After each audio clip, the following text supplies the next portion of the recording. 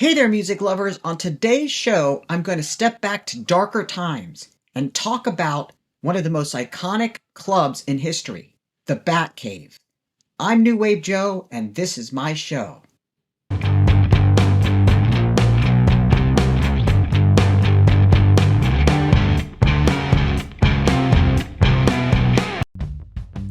No funk, no disco. These were the rules of the Batcave, the first ever official goth club. Located in central London, the Batcave is where it all began. Today we're going to talk about the Batcave and the uncanny space that led to the evolution of the gothic movement. In addition to that, we're going to talk about the many bands and musicians who played there. Before we jump in, let's explore briefly the history of the goth movement. Because this movement is so vast, I'm only going to focus on the primary elements of the movement before moving on to talking about the Batcave. In this particular video, I'll be referring to the goth subculture, goth subgenre, and the goth movement interchangeably. However, there are some actual differences between these three things, which I'm going to explain now. A subculture refers to a group of people within a larger society who share distinct beliefs, values, and practices that go beyond one specific interest. A subgenre consists of a smaller category that typically focuses on a specific style or theme, and is usually applied to artistic mediums like music or film. And finally, a movement is a collective effort to bring about social change, often with a political or ideological focus, and can include multiple subcultures or subgenres. The goth subculture was an outgrowth of the post-punk movement of the late 1970s and was influenced by 19th century gothic fiction and writers like Mary Shelley and Lord Byron, Victorian and medieval architecture,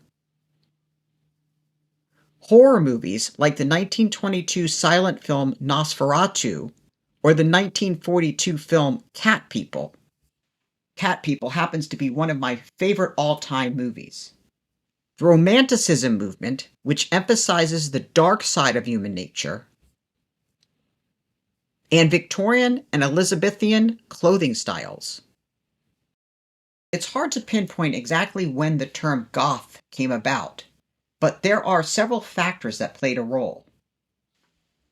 Initially, music journalist John Stickney used it to describe a 1967 interview he had with Jim Morrison of The Doors. So far. Yeah, maybe.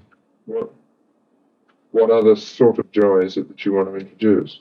No, I think the mood I get from most of it is kind of a heavy, kind of sort of gloomy feeling, you know. That same year, journalist Kurt Loder, best known for his work as a VJ on MTV, called the Velvet Underground song All Tomorrow's Parties a mesmerizing gothic rock masterpiece. As an adjective, the term was used to describe the musical styles of some of the most notable post-punk bands of the era, such as Susie and the Banshees, The Cure, and Magazine. While the formation of the goth movement started to take shape in the late 1960s, it wasn't until 1979 or so when it actually became more of an official movement or genre. Some say the term goth was coined by Joy Division's manager Anthony Howard Wilson in 1979. I'm very shocked. Yeah. While others say Ian Astbury of the cult Southern Death Cult was the first to use it in 1982 to describe Andy Sexgang from Sex Gang Children. The goth movement prides itself in being different from other subcultures for good reason.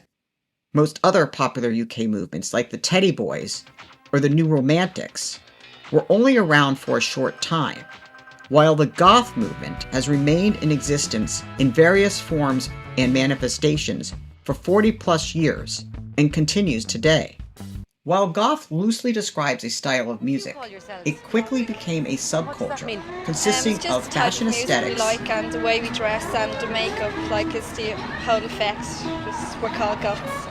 values, and attitudes that promote individualism and Later on the dance floor, you'll acceptance, see me release all my pent-up, frustrated, feminine energy. and a love of things that are dark and mysterious. When it comes to talking about the Batcave, I'm going to break it down into 4 simple parts: the club, the music, the fashion, and the culture. I decided to tackle it this way because I wanted to make sure it hit upon all the factors that turned a club night into a movement. Question is, where do young people go in the dark hours of a London night? Well, a rather bewildered Bill Wigmore has been seeking one answer by venturing into a place called the Batcave, just off Carnaby Street, where things happen on Wednesdays. Very curious. In the summer of 1982, the Batcave became a focus for London's alternative club scene, much like the Roxy and the Blitz did before it. The Batcave's existence circulated London's Soho district from 1982 to 1986. To reach the club from the street, patrons had to ride up a tiny 2-person lift. Once you made it to the entrance, you came face to face with a coffin-shaped doorframe. The bottom of a coffin was cut out, and patrons had to walk through it to enter the club. Once inside, you were greeted with crude, spooky decor such as torn black trash bags stapled to the walls and cheesy black spiderwebs dangling from the ceiling. In addition to live music and dancing, the club also featured art house films and cabaret extravaganzas, which further set it apart from other clubs in the area. The club initially played new wave and glam rock music, but quickly narrowed its focus to goth music as the movement began to expand and become more popular.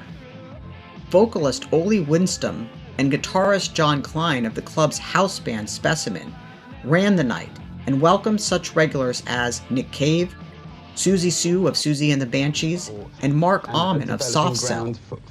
Additionally, many other bands played live alongside 4-hour music sets from resident DJ Hamish McDonald. The Batcave is the Specimen. The Specimen are deeply related to the Batcave. It's a large group of varying sort of types of people. It is changed. It's our facility as well. It's all sorts of things, you know. And don't get the wrong idea. It's not just a club. These bands included electronic leading act Alien Sex Fiend, the host's band Specimen, who took influence from 1970s glam rock, DJ Hamish's band Sex Fiend, He's very rude, as you can see. That's because he's from London. Because he is a sex fiend. Bit of a weirdo. Bit of a damn strange-looking, dodgy type. and Sex Gang Children, who proved to also be very influential in the death rock movement. As the goth movement expanded, so did the demand for the kind of music the club played, which led to the 1983 LP release of The Batcave, Young Limbs, and Numb Heims. The LP captured the soundscape of the various musical styles and genres characteristic of the club during this time. The compilation was released on London Records and included 8 songs by bands associated with the club. For those interested in hearing more of the music played at the club back then, Demon Music Group, a UK-based record label, released a box set collection in 2023 entitled Young Limbs Rise Again, the story of the Batcave nightclub, 1982 to 1985. This 5-CD collection consists of 90 songs and includes an 80-page hardcover book detailing the club's history, along with flyers and pictures. You can also find playlist variations of this LP on streaming services like Spotify. These playlists are a great way to familiarize yourself with Batcave's musical artists, as well as many of their contemporaries popular at the time, such as Bauhaus, The Cult, and Christian Death. As the goth subculture expanded, so too did its image and the fashions associated with it. Much of the fashion can be traced back to the bands that played at the club, with Susie Sue of Susie and the Banshees being one of the biggest influences. Other popular fashions worn by Batcavers, patrons of the club who adorn themselves in batwing coffin necklaces to distinguish themselves from the patrons of other goth clubs, consisted of a mixture of punk fashion, lots of dark and colorful contrasting clothing, and makeup, which was typically applied in a heavier manner than that which was common for members of the punk movement. This trend was especially common in women, who sported thick black eyeliner, eyeshadow, mascara, pearly white foundation, and black lipstick. However, men also partook in the fashion and makeup, mixing it with a range of androgynous elements.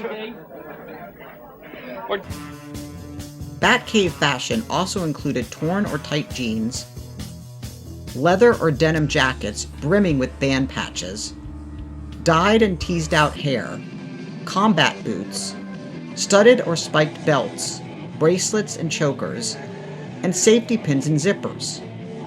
While the club's gloomy atmosphere, unusual fashions, and macabre music style helped it stand out from other clubs at the time, there was something really special going on here. The space was more than just a fun hangout.